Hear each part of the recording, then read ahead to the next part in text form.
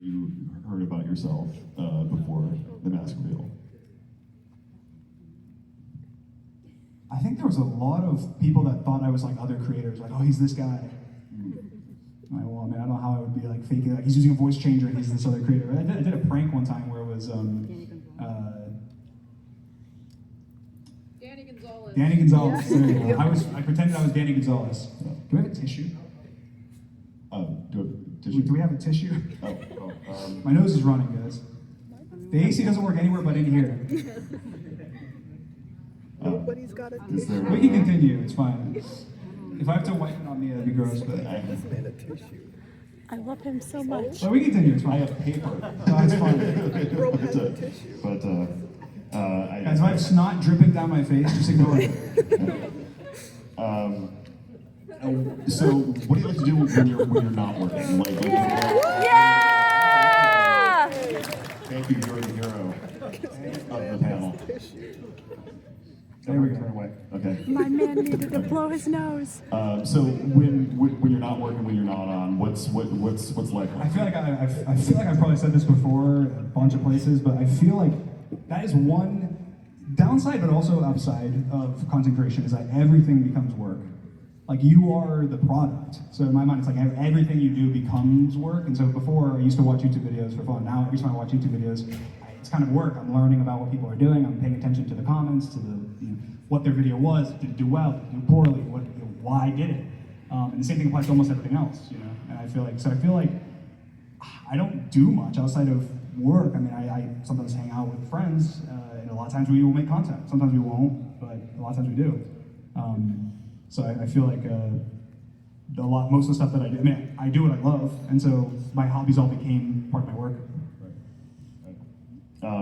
It's fair to say that you've done well for yourself.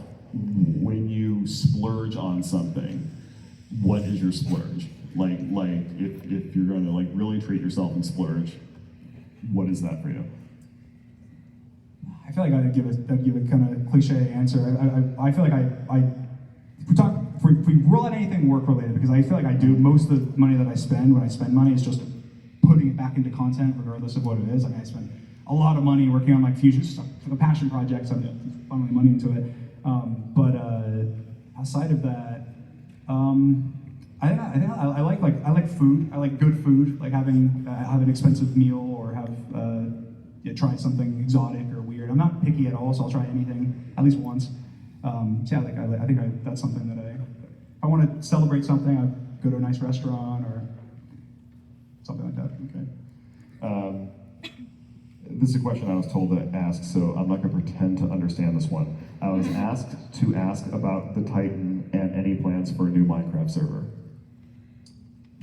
That's a great question. So yeah, actually, we're doing a Titan SMP. I think I said it on Twitter before, but it's not a public server, but it's gonna be a private server. A bunch of creators, and I'll give more detail soon, but it should start up this summer, hopefully. It's a lot of cool. It's just be with the Titan and kind of a colony of people within walls, and the Titans come and attack. I'll give more details soon, but that's small spoiler. Also, I'm supposed to ask about the fusion technology that you've been using in your more recent videos. What can you tell us about that? Well, I'm doing a presentation tomorrow at 3:30, where I think it's 3:30, hopefully. Oh God. Where I'm showing it off. This will be the first live demonstration. Well, the first one that works, hopefully. But yeah, I tried to do one at MegaCon. It didn't end up working out well, but this one will. So first live showing of it, but yeah, it's really cool. I mean, I'll do a whole thing on it tomorrow. So, but it's just the thing I've been working on for content. Put yourself in Minecraft using stereo cameras and 3D project yourself into the game and play the game. No controllers, and pretty cool. How long did that take to develop? Oh God, it's been a while now. I mean, we've constantly been iterating on it, but it was about 9 months from kind of starting from not square one. It was about 1.5 years from the very beginning, and then now it's been almost 2 years. It's been 2 years since we first started on it. So it's slowly the last last 6 months has been less progression on it because we haven't been spending as much time improving it and been doing a lot of other stuff. But can we expect more music from Dream in 2025? yes, definitely, 100%. I have a lot of stuff on the plate. Go further. Yeah, As my shrink says, go further. I have a song, Adrenaline, that's coming out soon. I'll give information on that soon and probably drop more teasers, but it was supposed to come out this weekend while I was here, but I didn't end up finishing it in time, so we'll have to wait and see. But it should be soon. Soon PM. All right. Any chance of another tour? I don't have any plans right now, but I love my tour. It was a lot of fun, and I love when I put out more music. I'm sure it'll motivate me more. So we'll see. No news though. I mean, what's that been like for you, sort of segueing into that and putting yourself out there in terms of doing music, after all your video work? I mean, that had to be like, feeling a pretty vulnerable feeling to go out there and try that. Yeah, I guess so. I feel like I view everything kind of similarly. Like I said, it's just a different medium. I said storytelling in Minecraft. Minecraft is the medium. Storytelling through music. Music as the medium. It's kind of similar. It's just different stories. I'm not going to make a Minecraft video where like I'm whining about like my past relationship or something. But I will maybe do that in a song, but not in a Minecraft video. So I feel like it was more like I feel like I unlocked a whole nother part of expression of myself. Like I was able to talk about more, be more vulnerable, be more open in like a good way. Not like I didn't feel vulnerable, but I felt like, wow, I'm able to actually talk about these certain topics that I may want to, my family, love, and I think that's great. What's the biggest mistake people make when creating content, do you think? Or most common mistakes? I feel like the little things matter so much more than you think, because one little tiny problem that sounds like so simple when you make it 100 times in a video. It's just one little tiny tweak for audio or for video or for anything.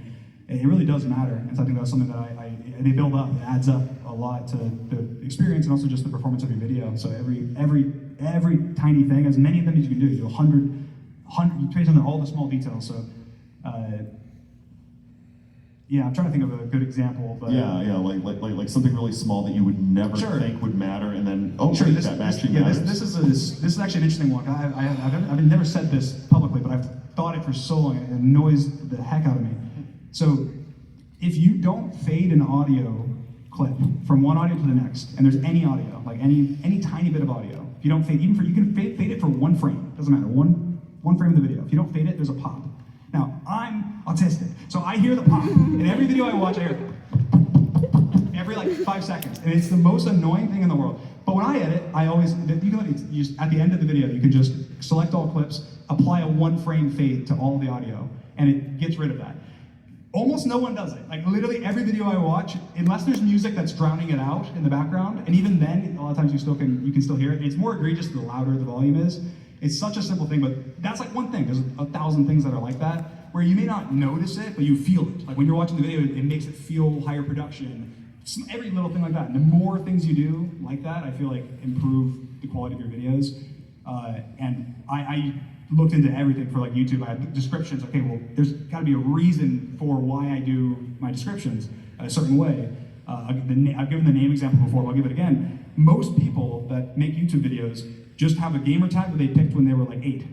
And that's what they use as their their profile. And I go, that is such an important thing. Like imagine a brand and Apple's like, how'd you come up with it? They have some name, they're like Apple Skin 421, like, and that's their company name, and they're like, oh, how'd you come up with that? Oh, when I was 8, and I just thought it was funny, I thought it was cool, or Xbox randomly gave it to me. It's like, I think that can mean a lot to you. You can use it maybe to come up with a good name. A lot of people just is their full name, that's their brand, because that's their name, and that works perfectly. There's a lot of brands that do that as well. But that's another little, it's a little thing, it's a big thing, but it's a little thing. It's just like choosing your name. Now Dream, obviously, is kind of a name that I just chose, but when I was younger, it was a longer name. It was Dream on PvP, and then Dream XD, and then I was like, oh, well, to make a content creation, it'd be smart to simplify it.